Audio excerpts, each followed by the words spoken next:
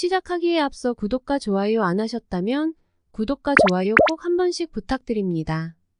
구독과 좋아요는 크리에이터에게 큰 힘이 됩니다. 제게 큰 힘을 주셔서 감사드리며 바로 시작합니다. 카림 벤제마를 보낸 레알 마드리드가 엄청난 영입을 준비하며 해리 케인 및 손흥민의 거취가 조명받고 있는데요. 자세한 소식 알아보겠습니다. 스페인 언론 마르카는 7일 레알이 해리 케인에게 이적료 8천만 유로, 약 1116억 원을 제시할 준비를 마쳤다고 전했습니다. 레알은 벤제마가 빠진 스트라이커 자리에 케인을 낙점한 것인데요. 언론은 빔이 레알이 10일째 케인 영입을 위해 준비 작업을 하고 있다라며 다니엘 레비 토트넘 회장과의 협상이 얼마나 힘든지 알고 있지만 결정을 내렸다.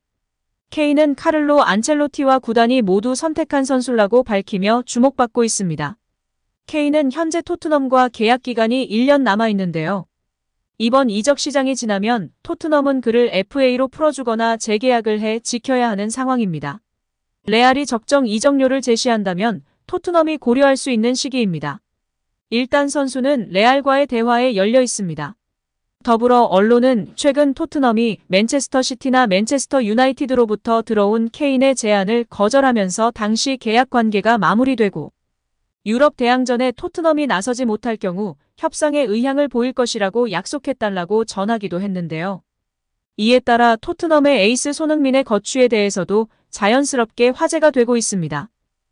영국 데일리 메일은 손흥민은 2025년 계약기간 만료로 올해 여름이 이적하기에 가장 적기인 상황이다.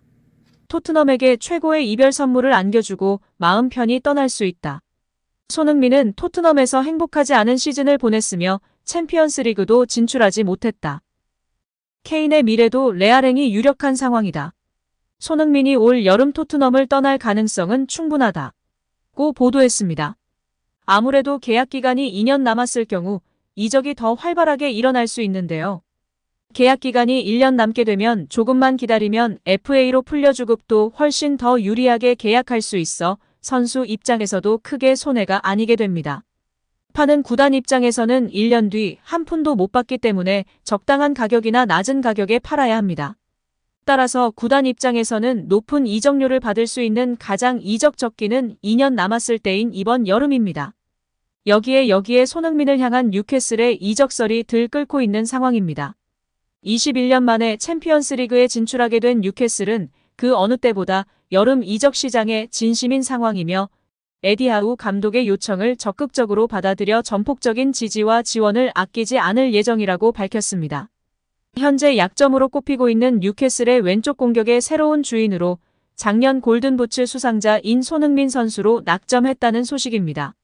챔스 진출로 인한 막대한 재정적 이익뿐 아니라 이미 540조에 달하는 뉴캐슬 구단주 빈살만의 재정적 지원으로 인해 손흥민을 영입하는 데 아무런 문제가 없고 이번 시즌 다소 부진했다는 평가를 받고 있기에 더욱 최적의 영입 시기라고 평가하며 손흥민 영입에 열을 가하고 있는 상황입니다.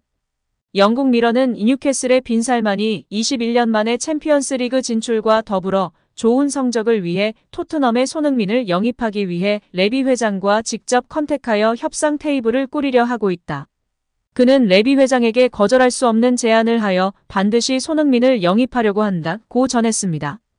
특히 빈살만은 풋볼 런던과의 인터뷰에서 손흥민의 잠재 가치에 대해 그는 극단적으로 표현해 그는 1분에 1,000억 원을 벌 수 있는 존재이다.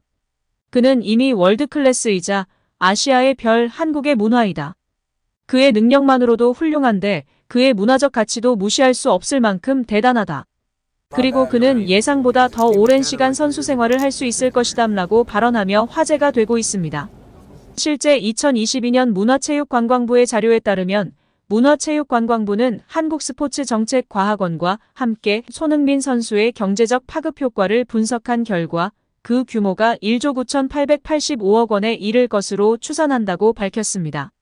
프로축구 선수 시장가치 1,206억 원, 국가 브랜드 가치 향상 기여에 따른 유럽 소비재 수출 증대 효과 3,054억 원, 생산 유발 효과 6,207억 원, 부가가치 유발 효과 1,959억 원으로 계산했습니다. 여기에 자긍심 고취, 유소년 동기부여 등 무형의 가치가 7,279억 원, 광고 매출 효과가 연 180억 원으로 판단했습니다. 손흥민이 꾸준한 활약을 이어가고 있고 이제 막 전성기에 들어선 만큼 선수로서의 가치는 앞으로 더욱 높아지고 그와 관련된 경제적 파급 효과는 더 확대될 것으로 예상된다고 밝혔습니다. 이번 연구는 주로 학계와 금융권, 정부기관의 가치 추산 방법을 사용했으나 손흥민이 한국 축구 경제에 미치는 긍정적인 영향력을 포함하면 2조 원이라는 계산은 지나치게 적다는 평가가 나오는 상황입니다. 이어 매체는 손흥민 현재 받고 있는 주급 약 3억 4천만 원보다 높은 금액은 물론 타 구단과의 경쟁에서 압도적인 우위를 갖기 위해 손흥민과 주급 협상에 열린 태도로 임할 것이다. 이번 챔스 진출을 계기로 뉴캐슬의 주급 체계는 손흥민을 중심으로 변동될 것이다. 라고 전하며 뉴캐슬의 손흥민을 향한 영입 열의를 알렸습니다. 과연 토트넘 회장, 아니 토트넘의 장사꾼 레비가 어떤 선택을 할까요? 우리 손흥민 선수의 이번 여름 이적 시장에서의 행보가 어떨지 궁금합니다. 오늘 영상은 여기까지입니다. 우리 구독자분들의 생각은 어떠신지 궁금합니다.